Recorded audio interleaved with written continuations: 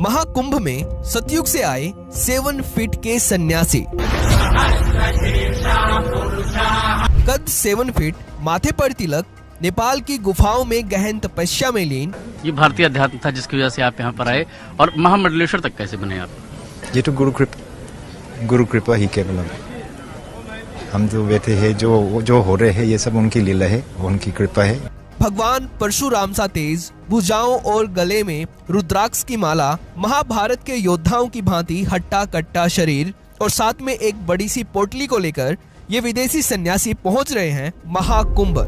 Taurus में आता है, टॉरस में आता है, तब प्रयागराज का कुंभ होता है। प्रयागराज का जो कुंभ मेला है ना, ये शायद क्योंकि यहाँ पे 2 नदियों का। दोस्तों, वीडियो शुरू करने से पहले मैं आपको बता देता हूँ, वीडियो को लाइक कीजिए और चैनल को सब्सक्राइब कीजिए। चलिए फटाफट देखते हैं वीडियो को और उसके बाद फिर मिलते हैं। पॉपुलेशन से थोड़ा सा कम, मतलब तुम ये लगा लो कि पाकिस्तान की आबादी का अगर हम लोग पाकिस्तान की आबादी डबल से थोड़ी सी कम। एग्जैक्टली मैंने अपने आंखों से देखा है। कुंभ में मैंने रात को पूछा कि बाबा, कुंभ में सिद्ध योगी संत देवी देवता आते हैं लेकिन दिखाई नहीं देते हो। बाबा बोले तुमको देखना है क्या? बाबा बोले 3 बजे उठ जाना, उठ करके गंगा जी की तरफ मुख करके। उसमें जो है वो सन का मूवमेंट भी देखा जाता है, तो सन कैप्रिकॉर्न में होगा और जुपिटर टॉरस में होगा, तब ये कुंभ प्रयागराज में होता है।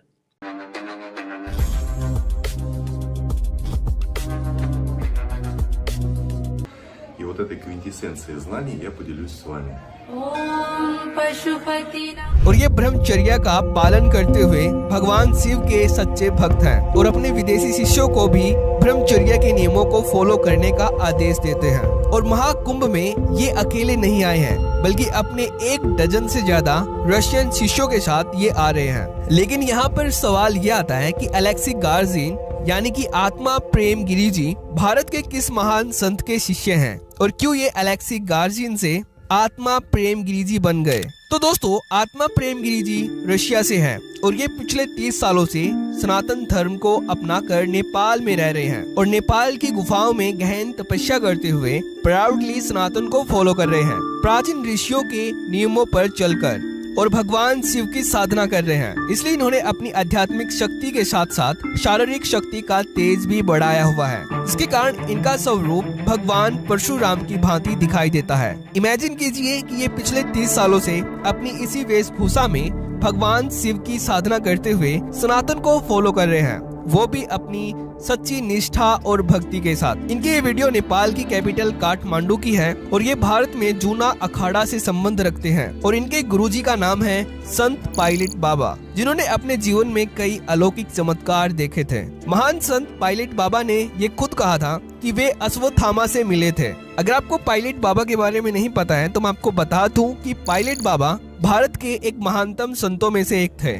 इनका पूरा नाम विंग कमांडर कपिल सिंह था। ये संन्यास अपनाने से पहले भारतीय वायुसेना में एक होनहार पायलट थे और इनकी कमाल की बात तो ये है कि इन्होंने एक फाइटर पायलट के रूप में सन 1965 और सन 1971 के इंडो पाकिस्तानी वार में अपना अहम योगदान दिया था, जिसके बाद इनको कई वीरता के पुरस्कारों से सम्मानित करके विंग कमांडर का रैंक दिया गया था। जूना अखाड़े के साधु संत सन्यासी शाही स्नान के लिए निकल पड़े और ये जो काफिला है ये है पायलट बाबा का। पायलट बाबा देश दुनिया में मशहूर है अपने विदेशी भक्तों के लिए। अगर आप यहाँ देख सकते हैं कि कितने देश विदेश से यहाँ पे उनके पास भक्त आए हुए हैं। पायलट बाबा ये बताइए कि आपके पास विदेशी भक्तों के विदेश से बहुत सारे भक्त आते हैं, ऐसी क्या खास बात है? खास बात यह है कि मैं अपने देश की संस्कृति या सबसे दुर्लभ प्रेम की शिक्षा देता हूँ कि हम सब मनुष्य हैं, मनुष्यता से प्रेम करें, हम सब एक हैं, अपने अंदर के बीच बंधुत्व को देखें और ये ना भूलें कि यही सत्य है,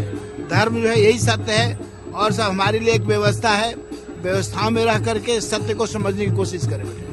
शाही स्नान को क्या कहें, भारत के धार्मिक वैभव का प्रतीक कहें क्या?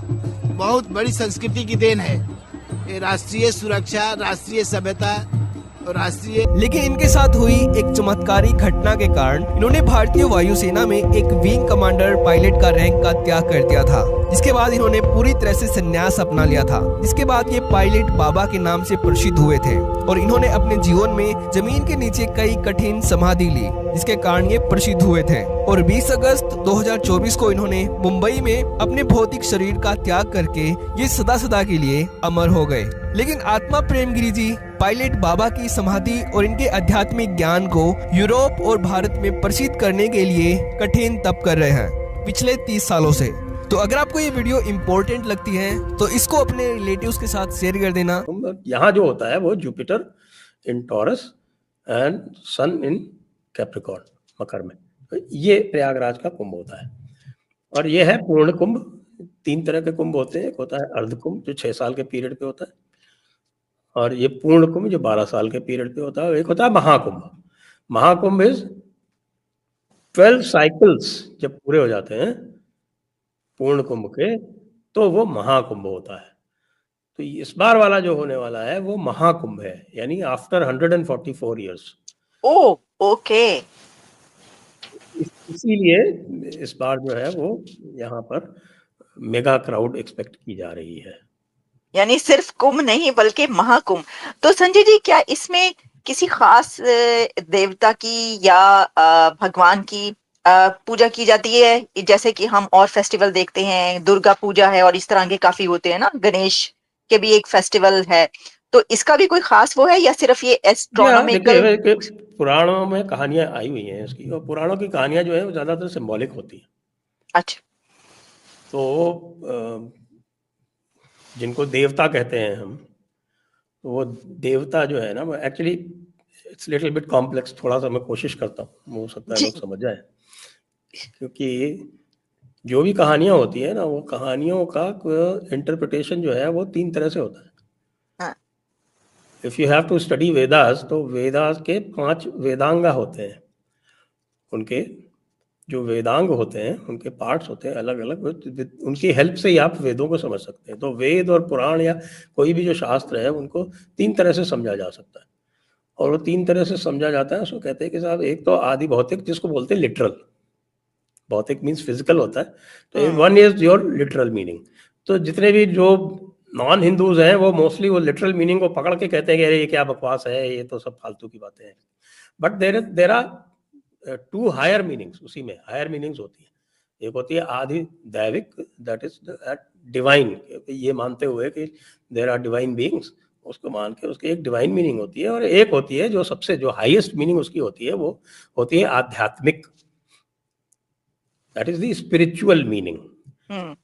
तो अगर आपको वाकई इसको समझना है तो you have to go into the spiritual meaning. लेकिन जो उसकी कहानी है, पहले वो कहानी जो है वो ये है कि साहब के देवताओं से एक ऋषि होते थे दुर्वासा। वो बहुत जो है उनका काम यही था कि लोगों को टेस्ट करते थे। यदि किसी में उनको देखते थे कि भाई अहंकार हो गया, इसका बहुत ईगो हाई हो गया, तो उसको वो कर्स कर देते थे, श्राप देते थे। तो एक बार देवताओं के यहाँ गए, देवताओं को देखा उन्होंने कि ये बड़े अहंकारी हो रहे हैं, उन्होंने देवताओं को श्राप दे दिया। तो जो देवता थे वो उनकी शक्ति नष्ट हो गई। तो फिर बाद में जो असुर थे, द डीमंस, उन्होंने देवताओं को हरा दिया। देवता बहुत परेशान हुए, विष्णु भगवान के पास गए, तो उन्होंने कहा भाई ऐसा करो कि देवताओं को दोस्तों, मुझे उम्मीद है कि ये वीडियो आपको पसंद आया होगा। वीडियो पसंद आया तो प्लीज सोच टाइम्स को जरूर सब्सक्राइब कीजिए। आपका एक सब्सक्राइब जो है वो काफी ज्यादा मायने रखता है हमारे चैनल के ग्रोथ के लिए। तो प्लीज चैनल को सब्सक्राइब कीजिए ताकि मैं आपको इसी प्रकार का इंटरेस्टिंग कंटेंट आप तक हमेशा ही लेकर आता रहूं। साथ साथ हमारे इस यूट्यूब चैनल को सब्सक्राइब करने के साथ साथ वीडियो को लाइक कीजिए, कमेंट कीजिए कि ये वीडियो आपको कैसा लगा, और इस वीडियो को अपने दोस्तों के साथ भी जरूर शेयर करिए।